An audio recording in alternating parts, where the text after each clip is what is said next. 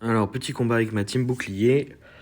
J'attaque lui surtout pour le pain et les minerais, parce que là, en fait, ça pourrait me faire progresser un niveau de plus sur ma Sansa. Parce que je suis en train d'augmenter mes Stark.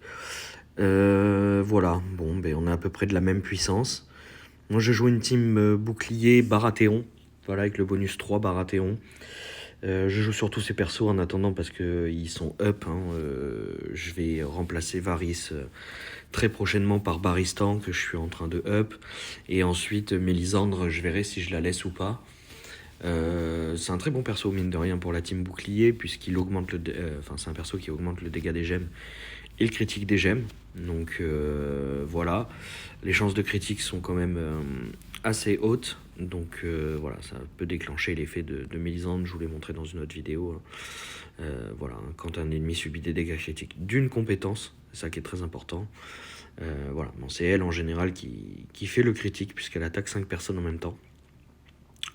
Ensuite, j'aurais deux possibilités. Soit je mets Alistair Thorne, soit je mets Robert Baratheon en bleu. Moi, je préfère jouer les teams boucliers avec le bonus Baratheon.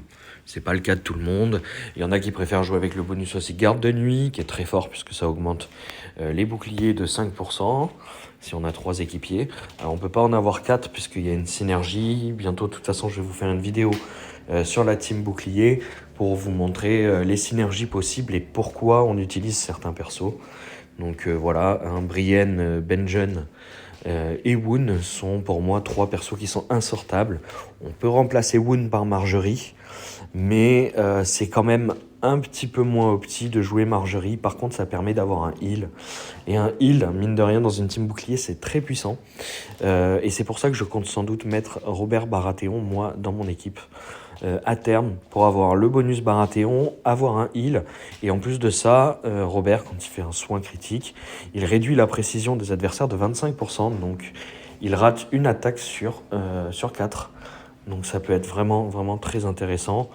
Voilà, surtout en prévision des avas où de temps en temps on a un petit bastion esquive, enfin pas esquive, si esquive, ce qui augmenterait du coup à 40% les chances d'esquive pour ma team bouclier et ce qui permettrait de rater quasiment pour l'adversaire une frappe sur 2, donc ça peut vraiment, vraiment être quelque chose de très fort et c'est pour ça que je vais faire cette team Baratheon, cette team bouclier.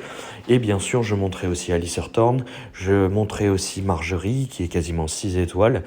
Voilà, je vais monter toutes les teams boucliers possibles pour pouvoir les adapter en fonction de l'ava et de ce qu'on a en face. Voilà, donc passons au combat. J'ai assez parlé. Dégommons ces Stark, enfin ces Stark mixés avec un champion de la fraternité et un Alistair Thorne. Pour ensuite pouvoir monter ma Sansa. Alors, qu'est-ce qu'on a? Bon, c'est pas super super. Voilà, on va essayer de faire ça. On va faire une création de verticale. Voilà, on a Benjen. Bon, Arya, je l'aurais focus, mais bon, elle est morte toute seule. Finalement, elle n'avait pas besoin d'aide pour mourir. C'est assez drôle. Vu que Benjen counter le champion de la fraternité, là je vais l'attaquer. Sinon je préférerais tomber Sansa. Mais voilà, là je pense qu'il va prendre... bon, Benjen n'a pas encore assez de bouclier et puis il n'est pas très up mon Benjen. Hein. C'est pas le super Benjen de Sir Oliver. Mais voilà, quand il commence à prendre des boucliers, après il est intéressant. Bon, il me le tape pas mal, donc ce qui fait que j'ai du mal à avoir des boucliers. Mais c'est pas grave. Hop, on va continuer notre focus sur Sansa. Ce que je veux, c'est éviter qu'elle mette les résistances et les marques de renouveau à foison. Donc voilà, elle est morte. Comme j'avais mis la visibilité avec Varys dessus, je savais que même si Ned prenait en fait la provocation, j'allais finir par la tuer avec les gemmes. Voilà, donc toujours on essaye de faire des combos de gemmes. Voilà, c'est important. Bon, la Ned a ralenti le combat avec sa provocation, mais bon, ça va pas non plus durer. Dans tous les cas, le combat est gagné. Hop. On met le bouclier sur Benjen. Bah alors la team bouclier n'est pas non plus une team qui fait énormément de dégâts sans les ripostes de Brienne. Et en face de moi, j'ai pas non plus des champions qui font beaucoup de dégâts, donc qui prennent beaucoup de ripostes. Alors bien sûr, ils en prennent. Là, j'ai pas envie de tuer Ned avec Benjen, parce que j'ai envie de garder Benjen. Donc je vais le finir avec des gemmes. Hop. Comme ça me permet d'augmenter le bouclier de mon Benjen, qui va pouvoir taper plus fort avec 40k.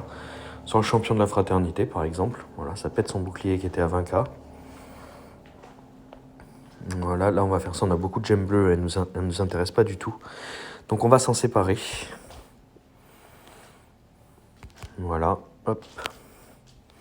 Alistair Thorne, c'est nul, hein. Si c'est pas dans une team bouclier, c'est vraiment nul comme personnage. Voilà. Hop, on continue l'agression sur le champion de la fraternité. Et il est mort. Maintenant, Alistair Thorne, c'est parti. On va le finir. Et on va remporter cette petite victoire. Donc voilà, j'espère avoir été clair et que ça vous a plu.